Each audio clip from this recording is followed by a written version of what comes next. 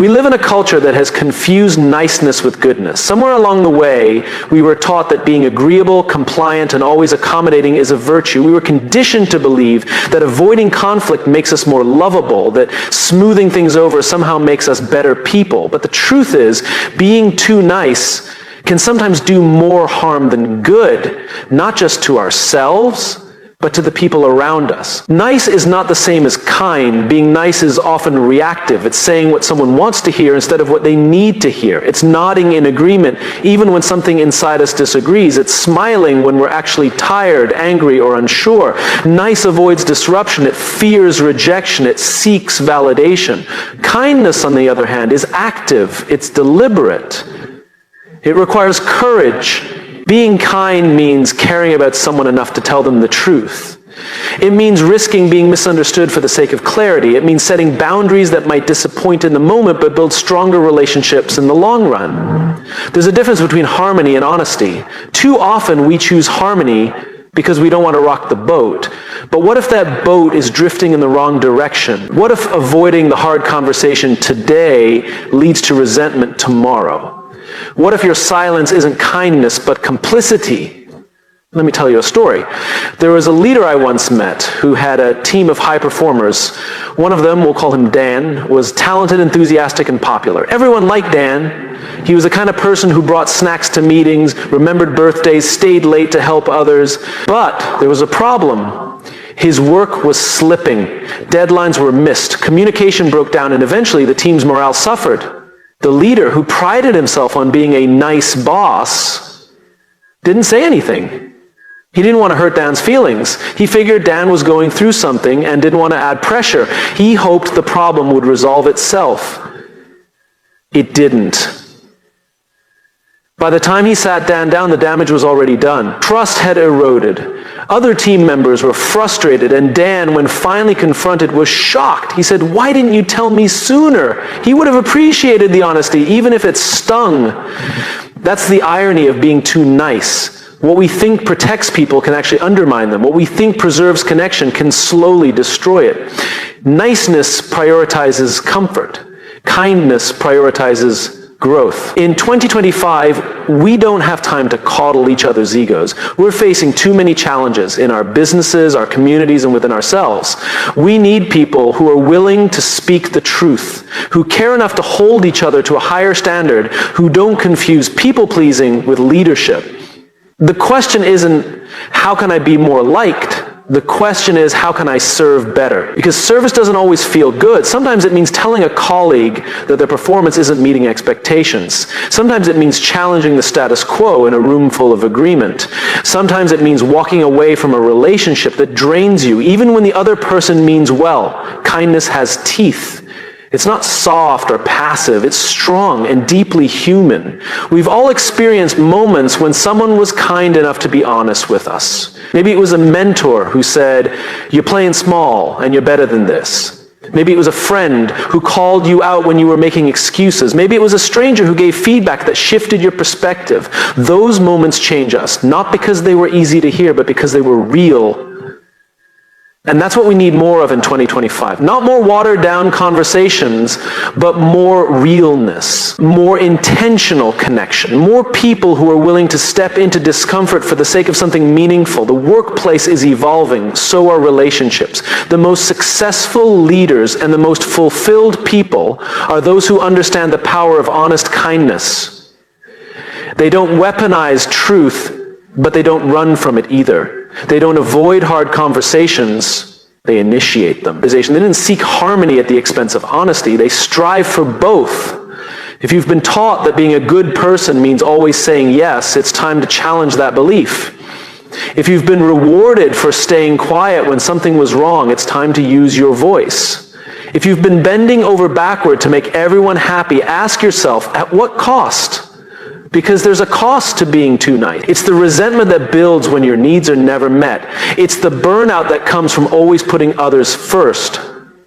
It's the missed opportunities when you hold back your true thoughts. It's the relationships that stagnate because no one is willing to go deeper. Kindness isn't about being passive, it's about being present. It's about showing up fully, honestly, and with a heart for impact. It's about choosing growth over comfort, truth over ease, and purpose over popularity. So if you've spent years being nice, maybe 2025 is the year you become something more. Become kind, become clear, become bold, because the world doesn't need more nice people. It needs more real ones, and that starts with you. Every time we say yes to someone just to avoid letting them down, we have to ask ourselves, what are we saying no to in return? In most cases, the answer is ourselves, our priorities, our peace, our purpose. People-pleasing is often painted as generosity. We tell ourselves we're being helpful, that we're being supportive, that we're showing up for others. And yes, the intention is usually good. But when you strip it down, people-pleasing is not about the other person. It's about fear. The fear of being rejected, the fear of being seen as selfish, the fear of not being liked. And fear is a terrible compass for decision making. When we say yes out of fear, we betray ourselves. We create a gap between who we really are and the version of ourselves we're performing. And that gap, that space between authenticity and approval, that's where resentment begins to grow. Quietly, subtly, like a leak you don't notice until the floor starts to rot. It starts with something small. Someone asks for a favor, you're already overwhelmed, but you don't want to disappoint them, so you say yes. Then someone else leans on you. Again, you say yes, because you want to be supportive. Soon your schedule is filled with obligations that don't align with your goals, your energy, or even your values. You begin to feel exhausted, but you smile through it. You tell yourself, you're just being a good person. You take pride in being needed until one day you realize you're not actually showing up for others anymore. You're performing for them. You've become a version of yourself built for applause, not alignment. Let me tell you a story. There was a young woman I work with named Mia. On the outside, she was every company's dream employee. Cheerful, dependable, always the first to volunteer. Everyone loved working with her. But behind the scenes, she was burning out. She never said no, never asked for help, never pushed back. She said yes to every extra project, every meeting, every last-minute task, even when it meant missing time with her family or sacrificing her own health. Eventually, she hit a wall, a complete emotional and physical collapse. When I asked her why she never spoke up, she said something I'll never forget. I didn't want to let anyone down. I thought if I just kept being nice, they'd see how hard I was trying. That's what people-pleasing does. It convinces us that we have to earn our place, that love, respect, and value are conditional, that if we just keep giving more of ourselves, someone will finally say, you're enough. But here's the truth. Your worth is not based on how useful you are to others. It's not based on how much you sacrifice, how often you say yes, or how well you keep the peace. You don't have to prove your value by burning yourself out. In 2025, we're done with that narrative. This is the year we stop performing and start aligning. This is the year we stop chasing approval and start honoring our truth. Because here's what's often missed. When you constantly say yes to others, you're not actually helping them grow. You might be enabling them. You might be robbing them of an opportunity to rise to the occasion. You might be shielding them from the discomfort that's necessary for their own development. People grow when they have space, when they face friction, when they're allowed to struggle. You saying no isn't always a rejection, it's a boundary. And boundaries are one of the most loving things we can offer. A friend once told me, every time you don't tell the truth about how you feel, you're stealing clarity from the relationship. That stuck with me. Because when we don't speak up, when we say yes, when we mean no, we're not keeping the peace. We're postponing the problem. We're building a wall of unspoken tension that will eventually collapse, and when it does, it'll do more damage than if we had just been honest in the first place. When you stop people-pleasing, something incredible happens. You begin to show up as your full self, not a curated version, not a careful one, but the real you. And when you do that, you attract the right people, the right opportunities, the right kind of respect. People may not like it at first, especially those who benefited from your lack of boundaries. But over time, they will begin to see the difference between someone who is agreeable and someone who is authentic. The first earns approval, the second earns trust. Leadership is not about making everyone happy.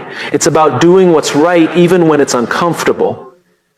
It's about saying the thing that needs to be said, even if it risks ruffling feathers. It's about showing up with integrity, not image. That starts with understanding your values and protecting them. If your calendar doesn't reflect your priorities, something has to change. If your relationships are draining instead of nourishing, something has to shift. If you find yourself constantly apologizing for your needs, it's time to rewrite the story. This isn't about becoming cold or selfish. This is about becoming real, grounded, clear, because people-pleasing isn't sustainable. It's a slow erosion of the self. It wears away at your identity until one day you wake up and realize you've spent so much time living for others that you don't even know what you want anymore. In 2025, we take that back. We stop betraying ourselves in the name of being nice. We stop overcommitting just to be liked. We stop equating self-sacrifice with virtue. Instead, we lead with courage. We speak with clarity. We choose alignment over applause.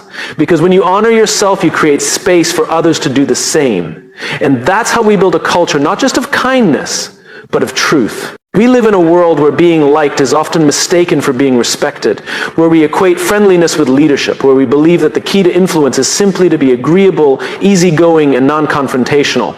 But here's the hard truth. You can be liked by many and respected by none. There's a profound difference between being nice and being respected.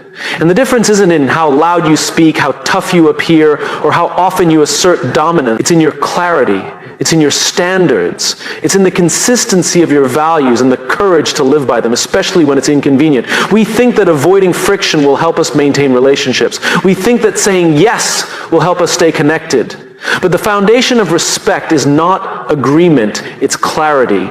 It's knowing where someone stands. It's being able to trust that what they say is what they mean. But you don't have to like someone to respect them, but you do have to know who they are. Clarity builds trust.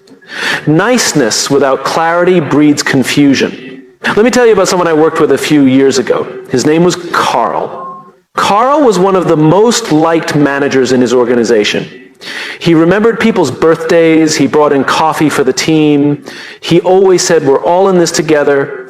People said he had a good heart. But under Carl's leadership, the team floundered. Deadlines were missed, accountability was low, and people began to talk behind each other's backs. The problem wasn't Carl's intentions. He genuinely cared about his people. The problem was his lack of clarity. He didn't set expectations. He avoided difficult conversations. He didn't hold people accountable when they dropped the ball. Not because he didn't notice, but because he didn't want to seem harsh. Eventually his team lost confidence in him, not because they didn't like him, but because they didn't trust him to lead. Carl's desire to be liked came at the cost of being effective. And that's a trade that always ends in disappointment for both the leader and the people they serve.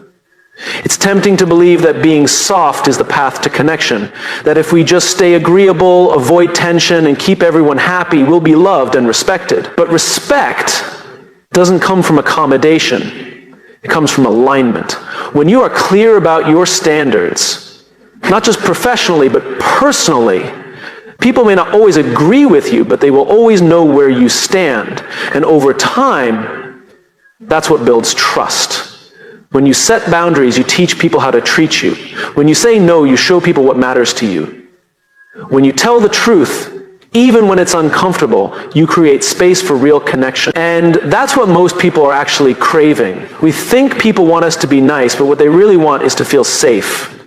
And safety doesn't come from sugarcoating things. It comes from consistency, from truth, from clarity. In 2025, leadership in our workplaces, our families, our relationships, is not about pleasing. It's about guiding. It's about standing for something and being willing to uphold it, even when it's inconvenient or unpopular. It's about being the person others know they can rely on, not just to be kind, but to be honest. The people we respect most in life are rarely the people who just nodded along and told us what we wanted to hear.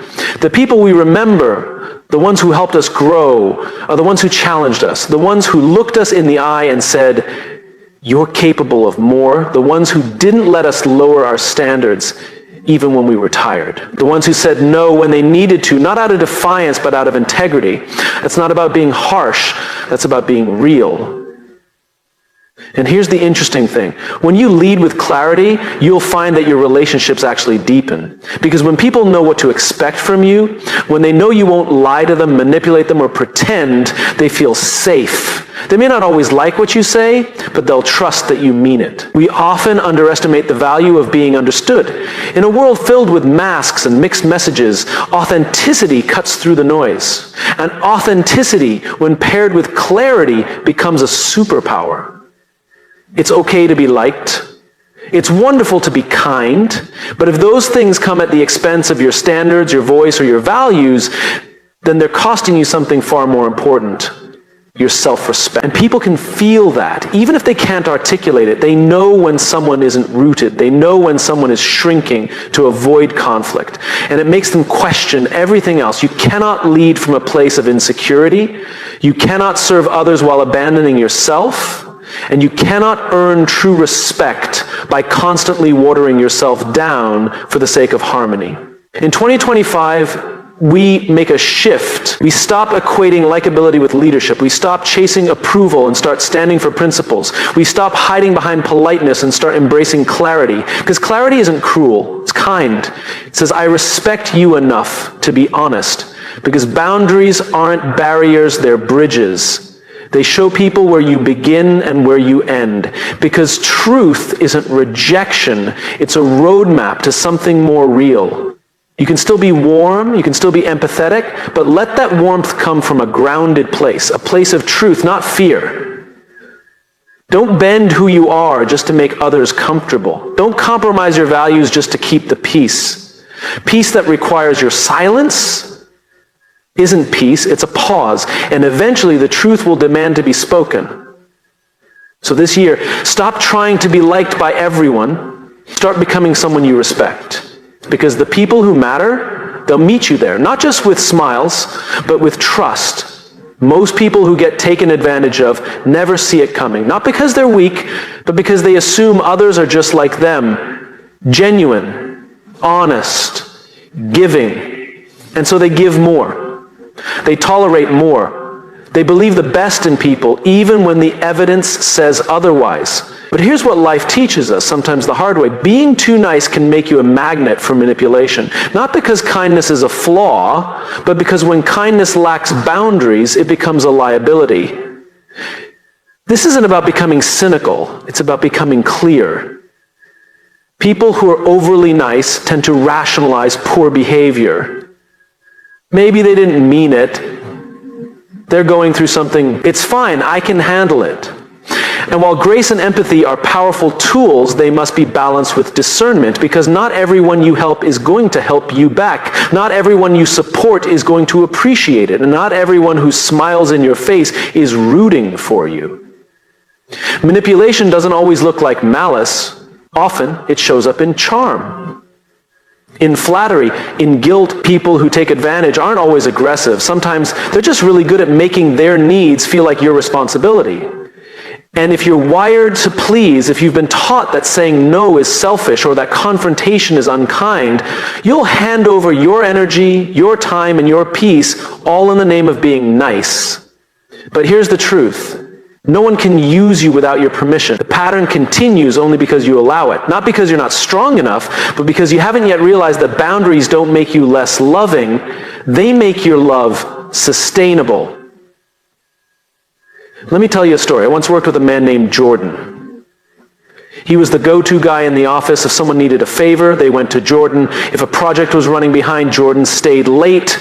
If someone didn't pull their weight, Jordan picked up the slack. Everyone liked him.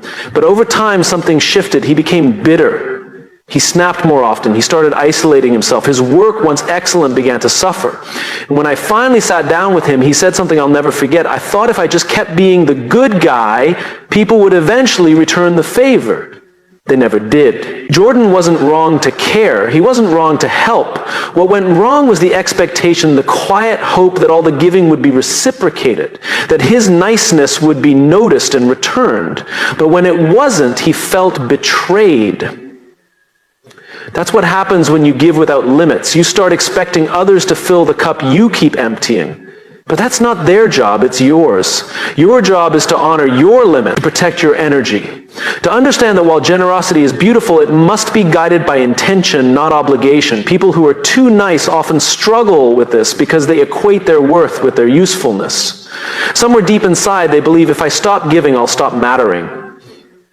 So they overextend. They overcompensate. They bend so far they forget what it feels like to stand upright. But here's the radical shift. Your value doesn't come from how much you give, it comes from who you are, from the principles you stand by, from the way you carry yourself when no one's watching. And when you start living from that truth, you stop needing everyone to like you. You start drawing lines not out of bitterness, but out of wisdom. In 2025, this matters more than ever. The pace of life is accelerating. Demands are higher. Everyone's tired, everyone's stretched, and everyone's looking for help. If you don't know your own limits, others will gladly define them for you, not out of malice, but out of habit. People take what you offer. It's your responsibility to decide how much you're willing to give. And make no mistake, boundaries will make some people uncomfortable. Especially those who benefited from your lack of them. They might call you selfish, they might guilt you, they might say you've changed, but maybe change is exactly what's needed. Maybe it's time to stop being the person who always says yes out of fear and start becoming the person who says yes with intention. Maybe it's time to stop accepting crumbs in the name of being nice and start demanding respect through your presence alone. Maybe it's time to stop carrying relationships that have become one-sided, transactional, or manipulative. This isn't about becoming cold, it's about becoming conscious. The world doesn't need more people who bend over backwards just to avoid conflict. It needs more people who know where they stand, who can say, I care about you, but I can't do that right now. Or I want to help, but not at the cost of my own well-being. Or simply, no. And that's enough. You don't need to justify your boundaries. You don't need to explain your worth. You don't need to twist yourself into a shape someone else finds more convenient. The people who truly value you will respect your limits. The ones who don't, they were never really for you to begin with. So if you've been feeling drained, resentful, or overlooked, it might be time to stop asking, why are people treating me this way? And start asking, what am I allowing? That's not self-blame, that's self-responsibility, and it's powerful. Because once you take ownership of how you show up, of how you give, of how you protect your peace, everything changes. You move from being used to being valued, from being overlooked to being respected, from being too nice to being whole. Let that be your shift in 2025. Kind but not naive, generous but not depleted, open but not exposed. Because the world needs your heart. It just also needs your spine. For far too long, we've been taught to make ourselves smaller, to downplay our opinions, to soften our truths, to filter our words through the lens of how others might receive them. We're told, don't be too much. Don't rock the boat. Pick your battles. So we learn to hold back. We edit ourselves. We rehearse our honesty until it becomes something palatable, diluted, digestible. Disempowered. We confuse silence for grace. We call avoidance maturity, and we tell ourselves that we're doing it to keep the peace. But peace that depends on your silence isn't peace. It's a performance. There comes a point when you have to ask yourself, what's the cost of always being nice? Not just in terms of energy or time, but in terms of identity. Because every time you swallow a truth that needs to be spoken, you abandon a part of yourself. And the longer you do it, the harder it becomes to remember who you were before you became so careful. We weren't meant to live in the shadows of our own lives. We weren't meant to tiptoe around our convictions, and yet many of us do. Not because we're weak, but because we've been conditioned to believe that confrontation is cruel, that assertion is arrogance, that firmness is failure. But here's the truth. Speaking up isn't about aggression. It's about alignment. It's about bringing the inside out so that who we are internally matches how we show up externally. That's where fulfillment lives. Not in being liked, but in being real. Let me tell you about a conversation I had with a woman named Leah. She was a talented strategist at a growing company, brilliant at what she did, and